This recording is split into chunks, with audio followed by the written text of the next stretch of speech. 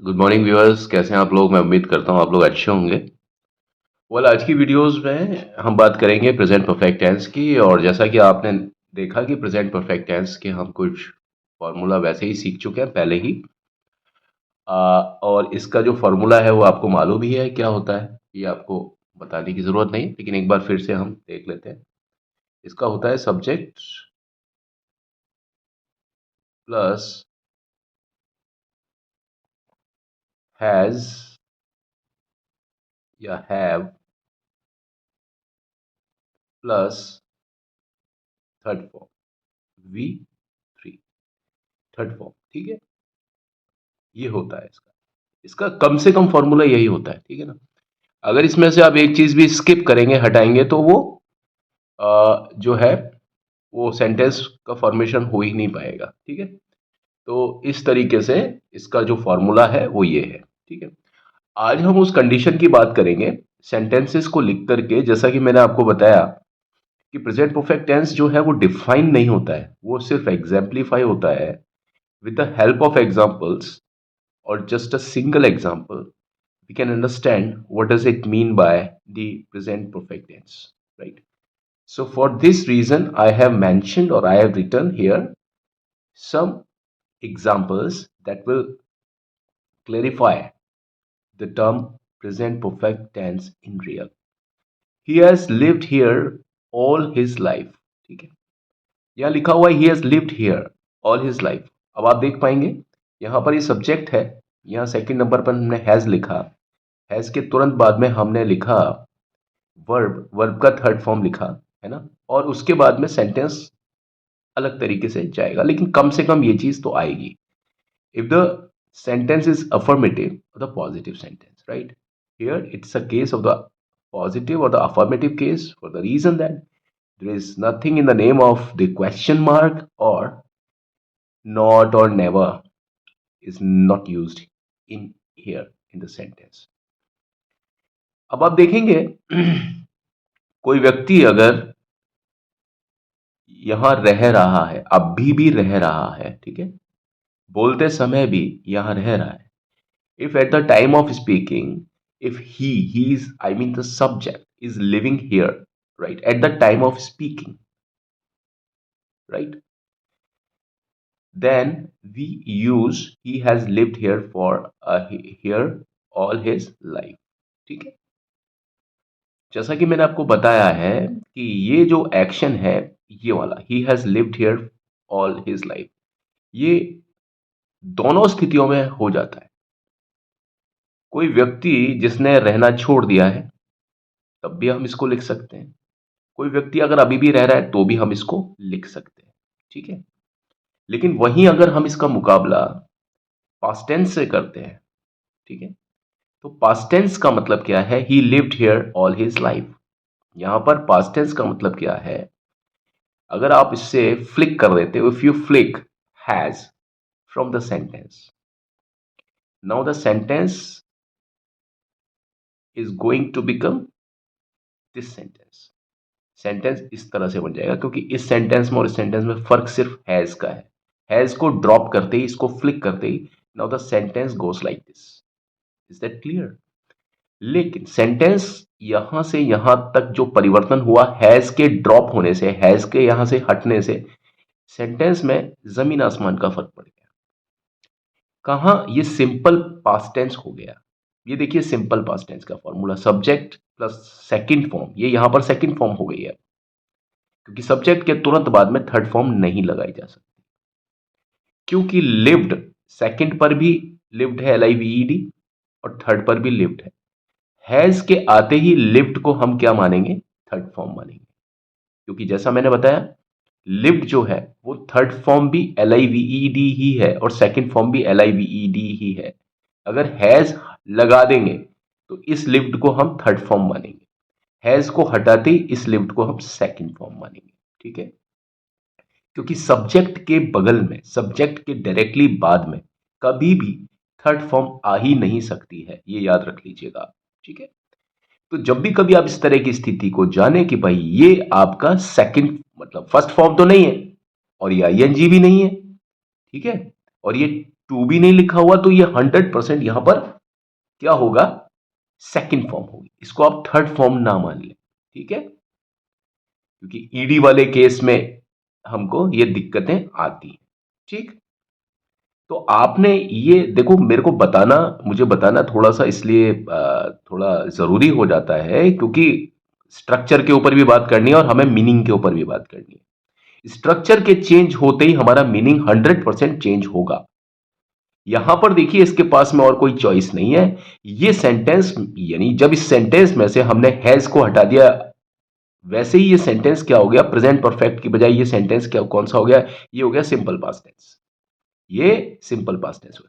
और simple past tense के होने के मायने क्या हुए कि ये जो सेंटेंस है, इसका मतलब क्या हो गया कि जो ही है, यानी जिसके ऊपर बात की जा रही है, ही जो है इस सेंटेंस का सब्जेक्ट है, वो अब जिंदा नहीं है। शायद, यानी प्रिज्यूमेबली संभावना यह है कि वो मर चुका है, क्योंकि हमने यहां पर सिंपल पास्ट टेंस का यूज कर लिया लिव को लेकर के, यानी सेकंड फॉर्म लगा दी लिव की, लिव्ड, ठीक है। लेकिन वहीं यहां पर हमने हैज लगा करके थर्ड फॉर्म लगाया, तो इसका मतलब क्या है, ही स्टिल लिव्स हियर, यानी ना सिर्फ वो जिंदा है बल्कि वो यहां पर रहता भी है। इसका मतलब ये भी होगा। और हाँ, इसका तीसरा मतलब ये भी हो सकता है कि he has lived here all his life. इसका मतलब यह है कि वो अब यहां नहीं रहता, उसने अभी ही छोड़ा है, रिसेंटली ही इस जगह को छोड़ दिया है। यानी इस सेंटेंस का मतलब ये भी है कि जो ही है उसने रिसेंटली, यानी हाल ही में, जो कि बताया जाता है हाल ही में, उसने, उस व्यक्ति ने यहां रहना छोड़ दिया है, तब भी ये सेंटेंस आएगा। वो व्यक्ति अब भी यहां रहता है तो भी ये सेंटेंस आ सकता है, ठीक है। लेकिन क्योंकि मैंने इसको पास्ट टेंस के साथ में बिठाया है, यानी पास्ट टेंस के साथ में इसका कंपैरिजन किया है, तो आप ये समझ लीजिए कि पास्ट टेंस का मतलब तो सिर्फ और सिर्फ और सिर्फ ये होता है कि ये व्यक्ति जो है ना, ये यहां रहा करता था, अब नहीं रहता। और ज्यादातर हम सेकंड फॉर्म का यूज तब करते हैं जब ही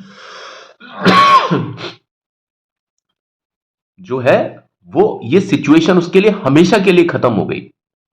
ही जो है वो यहां पर परमानेंटली अब कभी नहीं रह सकता। अगर मान लो कि स्थिति ये वाली आएगी ना, तो हमें यहां पर ऐसा सेंटेंस यूज करना पड़ेगा। और अब वो परमानेंटली क्यों नहीं रह सकता, क्योंकि शायद ही की जो है ना वो डेथ हो गई है, ही अब इस दुनिया में नहीं है।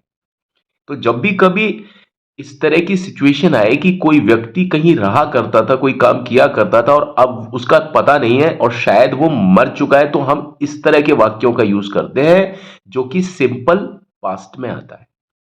और वो व्यक्ति मान लो जिंदा है और अभी भी वहां रहता है, या वो व्यक्ति मान लो जिंदा है और अभी उसने हाल ही में उस जगह को खाली कर दिया है, अब वो वहां नहीं रहता है, तो हमको तुरंत प्रभाव से सेंटेंस में इस तरह से लिखना पड़ेगा। और इस सेंटेंस में और इस सेंटेंस में मीनिंग के तौर पर भी मैंने आपको डिफरेंस बताया। स्ट्रक्चर के तौर पर सिर्फ यहां पर यह फर्क है कि यहां पर हैज है और यहां पर हैज नहीं है। हैज के होने या नहीं होने से सेंटेंस में जमीन आसमान का फर्क पड़ जाता है।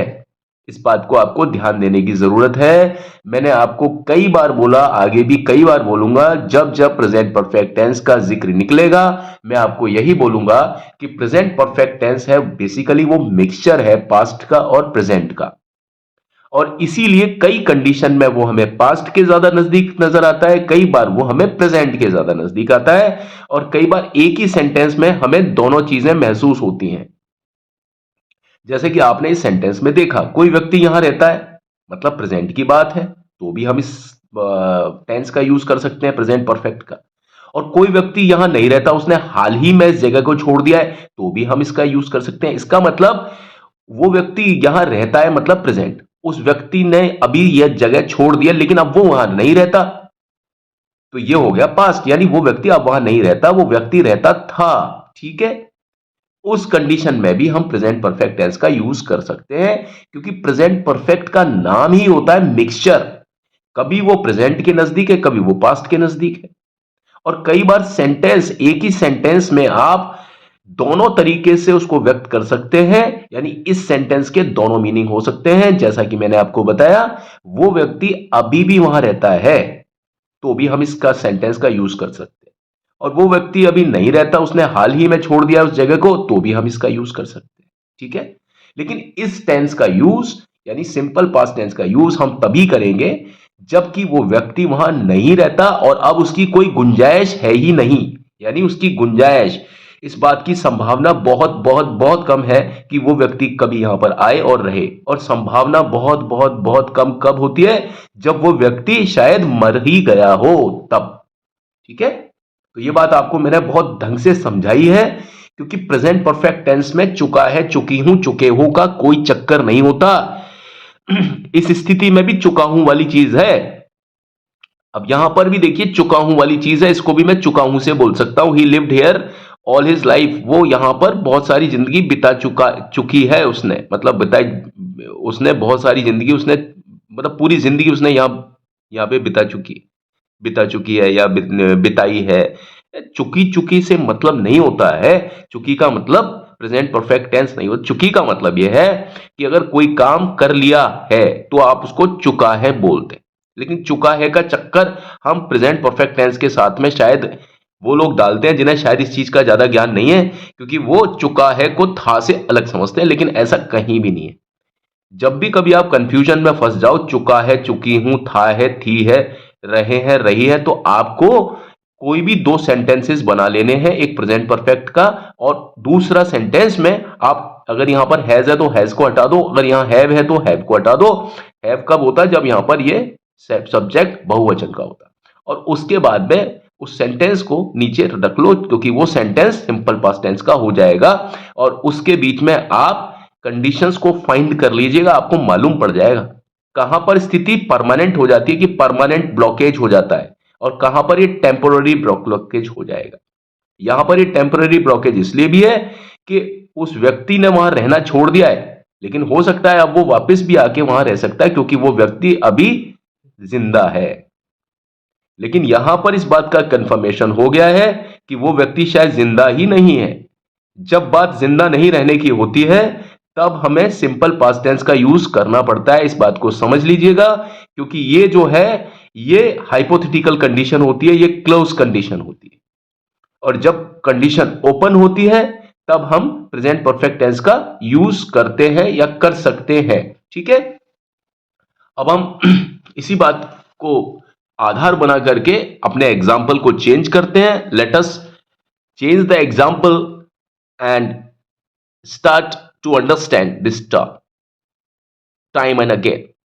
I have smoked since I left school. इसको मैं थोड़ा सा चेंज किया है, यहां since लगा करके किया है और यहां मैं for लगा के किया है, क्योंकि students are bit confused by the time they put since or for. Now with the help of since or for framing a sentence, I am here to make my students understand that what does it mean by the present perfect tense with this example. I have smoked since I left school. I still smoke. इसका मतलब यह है I have smoked since I left school. मैं cigarette पीता हूं, या cigarette नहीं लिखा, बस इसका मतलब यह है मैं धूम्रपान करता हूं जब से मैंने स्कूल छोड़ा। जब मैंने स्कूल छोड़ा वो कोई एक दिन होगा particular, it was a day in particular when I left the school. But since I left the school, जब से मैंने स्कूल छोड़ा है, जिस तारीख से मैंने स्कूल छोड़ा है, तब से मैंने सिगरेट को या किसी भी चीज का धूम्रपान करना शुरू कर दिया है। इसका मतलब क्या है? आज भी मैं सिगरेट पीता हूं। ठीक है, आई स्टिल स्मोक। लेकिन यहां पर अगर मान लीजिए मैंने ये लिखा आई स्मोक्ड फॉर 6 months, तो इसका मतलब यह है and then I stop smoking, मैंने 6 महीने धूम्रपान किया। और इसका मतलब क्या हुआ? सेंटेंस का मतलब क्या हुआ? The adds to this sentence is to mean that and then I stop smoking. अरे क्या होता था कि वो समय कुछ और था जब मैं सिगरेट पीता था, यानी 6 महीने पहले मैंने उसको छोड़ दिया। यहां पर क्यों छोड़ दिया? क्योंकि आप अब नहीं पीते हो उस चीज को, तो आप पास्ट टेंस का यूज किया आपने। तो यहां पर हम प्रेजेंट परफेक्ट टेंस का यूज उस सेंस में भी करते हैं, जैसा कि मैंने पहले वाले सेंटेंस में बताया कि कोई चीज आपने करनी शुरू की भूतकाल में, यानी एक समय था जब आपने कोई चीज को करना शुरू किया। यहां पर सिगरेट का या धूम्रपान का स्टार्टिंग है, और वो मैंने कब से करना शुरू कर दिया? जब से मैंने स्कूल को छोड़ा। जब से मैंने स्कूल को छोड़ा और मैं आज भी पीता हूं, इसका मतलब क्या है कि आज की तारीख में भी मेरा धूम्रपान करना जारी है। तो कोई काम जो भूतकाल में शुरू हुआ और आज भी वो काम जारी है, तो उसको भी हम प्रेजेंट परफेक्ट टेंस में लिख सकते हैं। ठीक है। और I smoked for 6 months and then I stopped smoking.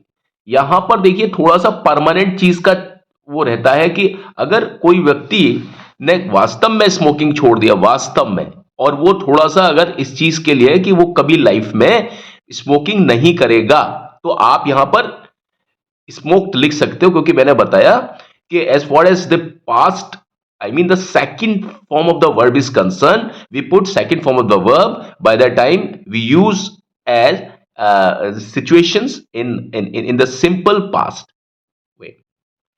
And application of the simple past is to mean that the action happened sometime, somewhere in the past, but the same action will not be repeated. I mean, it may be repeated, but 99.9% we assume that the action will not be repeated. It may be repeated.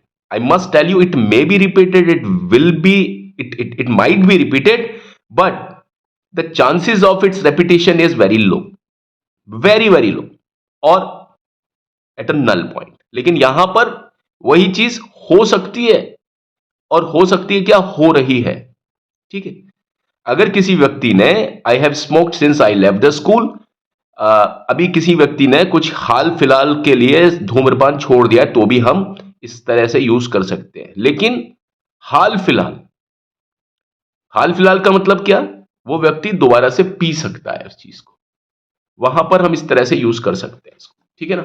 अब now change the example.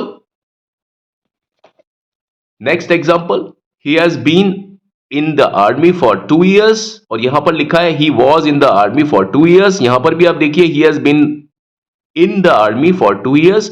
यहां पर फर्क सिर्फ has been और was का है। Was जो है वो आपको सिंपल पास्ट टेंस में लेकर के आती है, यानी जहां पर बात पूरी तरीके से भूतकाल में चले जाएगी, और यहां पर बात भूतकाल में नहीं है। अब देखिए इसका मीनिंग क्या है, what does it mean by he has been in the army for 2 years? It means that he is still in the army, यानी वो व्यक्ति जिसकी हम बात कर रहे हैं, he actually the subject, he is the subject of this sentence. Now he, whosoever he may be, whatsoever be his name, he is still in the army, वो आज भी आर्मी में है। when the I mean the situation like the subject is still in the same profession, I mean if I am talking of the army this point of time, then he is still in the army। वो व्यक्ति अगर अब भी army में है, joint है, काम कर रहा है, आज सुबह भी करेगा। ठीक है। तो उस कंडीशन में हमको ये लिखना है, और वो व्यक्ति पिछले 2 साल से आर्मी में है। अभी जैसे मान लीजिए सन चल रहा है 2023 एंड है, अब इस व्यक्ति ने 2021 में आर्मी को ज्वाइन किया, और वो व्यक्ति आज भी उस व्यक्ति मतलब वो आर्मी में है, तो हम इस सेंटेंस का यूज वहां कर सकते हैं, और इस तरह के हम किसी भी व्यक्ति के साथ में सेंटेंस का यूज कर सकते हैं। यहां पर उस व्यक्ति के साथ में 2 साल है, अगर किसी व्यक्ति को 5 साल हो गए, 6 साल हो गए, 10 साल हो गए आर्मी में, और आज भी अगर वो करता है, तो हम इस तरह का सेंटेंस बना सकते हैं। हाँ, हमें एडवर्बियल चेंज करना पड़ेगा। ठीक है, in accordance with the situation. यहां पर मैंने वो सिचुएशन ली जहां पर 2 साल वाली सिचुएशन है। अगर आप किसी ऐसे व्यक्ति को जानते हो, if you have known about a person who has been serving और who has served in the army for 2 years or 3 years or 4 years or more, you can use that situation into the present perfect tense by just making it changed 2 year or like that. He is still in the army. अब देखिए दूसरा वाला he was in the army for 2 years, यहां पर was लगाते ही जो condition थी ना वो क्लोज कंडीशन हो गई। इसका मतलब है उस व्यक्ति ने रिटायरमेंट ले लिया और शायद ही वो व्यक्ति अब इसमें आए, क्योंकि was का मतलब होता है एक तरीके से कि वो भूतकाल हो जाता है पूरी तरीके से। ये जो है ये फिलहाल का भूतकाल है, यहां पर वो व्यक्ति आ भी सकता है। देखिए ही वॉज इन द आर्मी, यहां पर वॉज का मतलब क्या है कि जहां ज्यादातर ही के साथ में या किसी के साथ में भी वॉज लगा देते हैं ना, कंडीशन ये होता है कि वो कंडीशन का दोबारा से the repetition of the same condition is very, I mean the chances of the repetition of the condition is very low, very very low. I mean 99.9% it would never happen. But in this condition, it may happen, it will happen or it can happen any time. ठीक है. और अभी चल ही रहा है ना, ये व्यक्ति है जो आर्मी में है, ये व्यक्ति वो है जो कि आर्मी में इसने 2 साल काम किया. अब वो 2 साल कोई भी थे, 2 साल इस व्यक्ति ने काम किया और फिर अब वो आर्मी छूट गई, यानी अब वो आर्मी में नहीं है. आर्मी में नहीं है मतलब अब वो आ भी नहीं पाएगा. इसकी कंडीशन अगर ज्यादा हो कि भाई मतलब इस बात की संभावना ज्यादा हो कि वो व्यक्ति नहीं आ पाएगा, तो हमको ये कंडीशंस, ये इस तरह के वाक्य बोलने होंगे. और जहां पर ये है कि भाई वो व्यक्ति, यहां पर हम देखिए टाइम का अंदाजा लगा सकते हैं, ही हैज बीन, क्योंकि हम आज की तारीख से पिछला टाइम लेंगे तो आज की तारीख में टाइम है 2023. तो हम यहां पर अंदाजा लगा सकते हैं. 2023 का माइनस करोगे 2 साल तो हम बताएंगे कि ये व्यक्ति 2021 से आर्मी में था. लेकिन यहां पर टाइम का कोई अंदाजा नहीं है, कब तो उसने छोड़ी और उससे कितने 2 साल पहले की बात बताए, मतलब हमें पता ही नहीं है इस व्यक्ति ने कब तो आर्मी को छोड़ दिया. लेकिन यहां पर क्योंकि जो एक्शन है उसका जो अटैचमेंट है, उसका जो लिंक है वो प्रेजेंट टेंस से है, तो प्रेजेंट में से हम 2 साल बैक करके प्रेजेंट में तो काम कर रहा है. और करना कब से शुरू किया था? 2021 से, और अब है 2023. ठीक है. लेकिन यहां पर हम ना तो इसका स्टार्टिंग पॉइंट ले सकते हैं, ना हम इसका एंड पॉइंट ले सकते हैं, क्योंकि हम एंड पॉइंट अगर ले सकते थे तो हम फ्रंट पर पहुंच जाते. अगर हम फ्रंट पर लेते तो हम एंड पॉइंट पहुंच जाते, क्योंकि फ्रंट से हम प्लस कर देते 2, अगर हम एंड पर होते तो हम माइनस कर देते 2. लेकिन यहां पर हम ऐड कर सकते हैं. क्यों? क्योंकि हमने क्या, सेंटेंस का क्या मीनिंग है, ही is still in the army, और ये है he was still in the army. देखिए आज का वीडियो काफी ज्यादा लंबा हो गया, लेकिन ये बात मुझे बताना बहुत ज्यादा जरूरी था, क्योंकि हम लोग बहुत ज्यादा कंफ्यूज रहते हैं प्रेजेंट परफेक्ट टेंस में. और जैसा कि मैंने आपको बताया ये बहुत मिक्स टेंस है, बहुत ज्यादा मिक्स्ड है. और ये हमेशा, मतलब एक समझ लीजिए कि 2 तरह की बातें कहता है, लेकिन जो भी कोई बात कहता है ना वो परमानेंट नहीं होती है. परमानेंट नहीं होती है, इसका मतलब क्या है कि कोई चीज, कोई भी एक्शन अगर सिंपल, मतलब कोई भी एक्शन अगर हम इससे दर्शाते हैं जो कि खत्म हो गया हाल ही में, लेकिन वो एक्शन हो भी सकता है दोबारा से, उसके चांसेस होने के बहुत ज्यादा होते हैं. अगर बात ऐसी हो तो हम प्रेजेंट परफेक्ट टेंस का यूज करते हैं. और कोई चीज हो गई है और उसके होने के चांसेस अब बहुत कम है या बिल्कुल ही नहीं है, नदारद है, इसकी संभावना बिल्कुल भी नहीं है, क्योंकि या तो वो चीज खत्म हो गई है या वो व्यक्ति खत्म हो गया है, उस कंडीशन में हम सिंपल पास्ट टेंस का यूज करते हैं. ठीक है. एक जगह पर है आपकी क्लोज कंडीशन और एक जगह पर है आपकी ओपन कंडीशन. लेकिन कई बार क्लोज कंडीशन में भी वो चीज हो जाती है, लेकिन उसकी संभावना 0.001 होती है. ये मैं किस केस की बात कर रहा हूं? पास्ट टेंस की, सिंपल पास्ट टेंस की, जिसका फॉर्मूला होता है सब्जेक्ट प्लस वर्ब की सेकंड फॉर्म. और इसका फॉर्मूला होता है सब्जेक्ट प्लस हैज और हैव, जो भी है in accordance with the situation, plus third form of the verb. और हैज और हैव के साथ में हमेशा third form of the verb आती है. जैसे आप हैज और हैव को हटाते हो, वैसी जो सेकंड फॉर्म है वो थर्ड फॉर्म है, वो सेकंड फॉर्म हो जाती है. अब अगर सेकंड और थर्ड फॉर्म एक जैसी है, वहां पर कंफ्यूजन हो जाता है, जैसा कि लिव और लिव्ड में हो गया था, स्मोक्ड और स्मोक्ड में हो गया था. लेकिन यहां पर ऐसा नहीं है ना. बीन है वो थर्ड फॉर्म है और वॉज है वो सेकंड फॉर्म है. जैसे ही हैज हटता है और इसको पास्ट बनाया जाता है, तो बीन अकेला सेंटेंस को नहीं संभाल सकता, क्योंकि बीन है थर्ड फॉर्म. और दूसरा, बीन लग भी नहीं सकता इसके आगे. जैसे हम बीन को सेकंड फॉर्म में चेंज करेंगे, ऑटोमेटिकली वो वॉज ले लेगा. वो वर्ब भी ले सकता था, लेकिन वॉज हमने क्यों चूज किया? क्योंकि वॉज का जो एग्रीमेंट है, इस वर्ब का एग्रीमेंट है सब्जेक्ट के साथ में. क्यों होगा? क्योंकि जो वॉज है वो सिंगुलर है और इधर ही भी सिंगुलर है. ठीक है. आज की वीडियो में बस इतना ही, और मुझे उम्मीद है कि यह वीडियो लंबी तो है, लेकिन आपको ये बात समझ में पूरी तरीके से आ गई होगी कि भाई इसका मेन जो जिस्ट होता है वो क्या होता है. ठीक है ना. एक बार आपकी समझाइश के लिए मैं एक बार इस चीज को पुनः आपको थोड़ा सा दिखा देता हूं कि आज हमने क्या पढ़ा, कैसे पढ़ा. थोड़ा सा देखिए, अब हमको इसको एनालिटिकल तरीके से जैसे विश्लेषण करके इसको सीखना पड़ेगा. जहां तक बात इस टेंस की, ये टेंस थोड़ा सा टफ पड़ता है लोगों के लिए समझने में। यूट्यूबर्स ने भी इसके बारे में बड़ी अजीब अजीब सी भ्रांतियां फैलाई हुई है। मैं आपको बताऊंगा किस प्रकार से कैसे, उसके लिए मैं अलग से मतलब वीडियो शूट करूंगा। ठीक है, आप लोग खुश रहें, आबाद रहें, मस्त रहें। मेरे चैनल को लाइक, शेयर, सब्सक्राइब और कमेंट जरूर कीजिएगा। किसी भी तरह का कोई सजेशन हो, बिल्कुल मेरी तरफ से वेलकम है। और अगर कोई भी आपको टॉपिक पढ़ना हो, समझना हो, मुझे आप प्लीज बताएं, कमेंट बॉक्स में जाकर के लिखें। और बस आपकी खुशी ही मेरी खुशी है। और इसी उम्मीद के साथ, इसी आशा के साथ में मैं अभी अपनी बात को विराम देता हूं। आप लोग खुश रहें, स्वस्थ रहें, मस्त रहें। Have a blessed morning to all of you. Nice time. Thank you.